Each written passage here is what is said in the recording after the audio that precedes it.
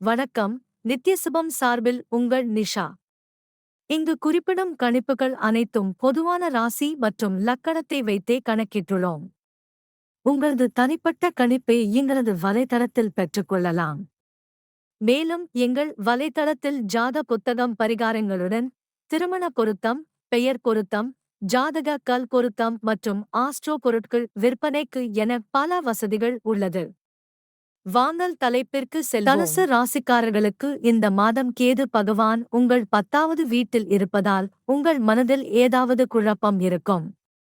பணியிடத்தில் உங்களால் சிறந்ததைச் செய்ய முடியவில்லை என்று நீங்கள் உணருவீர்கள் மற்றும் உங்கள் வேலையைச் செய்வதில் நீங்கள் தயங்குவீர்கள்.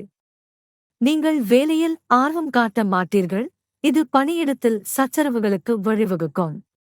வியாபாரம் செய்பவர்கள் மாதப் பிற்பகுதி வரை காத்திருக்க வேண்டியிருக்கும். சூரியன், குரு, புதன், சுக்கிரன் போன்ற கிரகங்கள் 6ஆம் வீட்டில் அமர்வதால் வியாபாரத்தில் சவால்கள் அதிகரிக்கும். வணிகத்தில் முதலீடு செய்வதில் நீங்கள் அதிக பணத்தை முதலீடு செய்ய வேண்டியிருக்கும், இதன் காரணமாக நீங்கள் நிதி ஆபத்தை சந்திக்க நேரிடும். சில முன்னெச்சரிக்கை நடவடிக்கைகளை மேற்கொள்வது படிப்படியாக வெற்றிக்கு வழிவகுக்கும். 5ஆம் வீட்டின் அதிபதியான செவ்வாய் பகவான் 5ஆம் வீட்டில் மட்டுமே இருப்பார், இது உங்கள் நோக்கத்தை உங்களுக்கு உணர்த்தும்.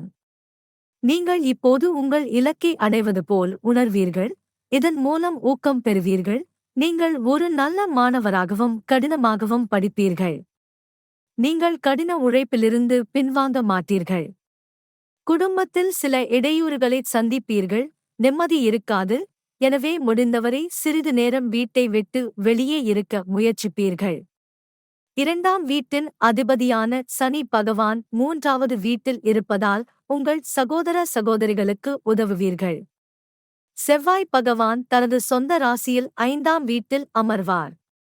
அவர்களுடன் மணிக்கணக்கில் பேசுவது, மனதில் உள்ள அனைத்தையும் அவர்களுடன் பகிர்ந்து கொள்வது, வண்ணமயமான கனவுகளால் அவர்களுடன் உங்கள் வாழ்க்கையை அலங்கரிப்பது, அவர்களுக்காக பல விஷயங்களைச் செய்வது, அவர்களுடன் வெளியே செல்வது, விலை உயர்ந்த பரிசுகளை வழங்குவது போன்ற உணர்வை ஏற்படுத்துவீர்கள்.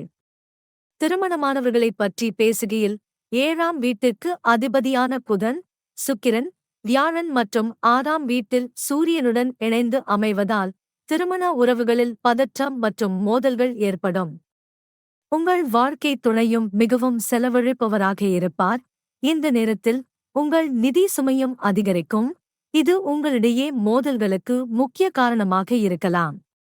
2ஆம் வீட்டின் அதிபதியான சனி பகவான் 3ஆம் வீட்டில் அமர்ந்து 11ஆம் வீட்டின் அதிபதியான சுக்கிரன் 6ஆம் வீட்டில் புதன், சூரியன், குரு ஆகிய கிரகங்களுடன் சேர்ந்து மாத தொடக்கத்தில் அமர்ந்திருப்பார். இது நிதி சவால்களை அதிகரிக்கும். உங்கள் செலவுகள் அதிகரிக்கும். உங்கள் ராசிக்கு அதிபதியான குரு பகவான் இந்த மாதம் முழுவதும் 6ஆம் வீட்டில் அமர்வதால் அவருடன் சூரியன், புதன், சுக்கிரன் ஆகியோரும் சேர்ந்து இருப்பார்கள். இந்த கிரக நிலை உங்களுக்கு நோயை உண்டாக்கும். பரிகாரம்: தினமும் குங்கும போட்டு நெற்றியில் வைக்க வேண்டும்.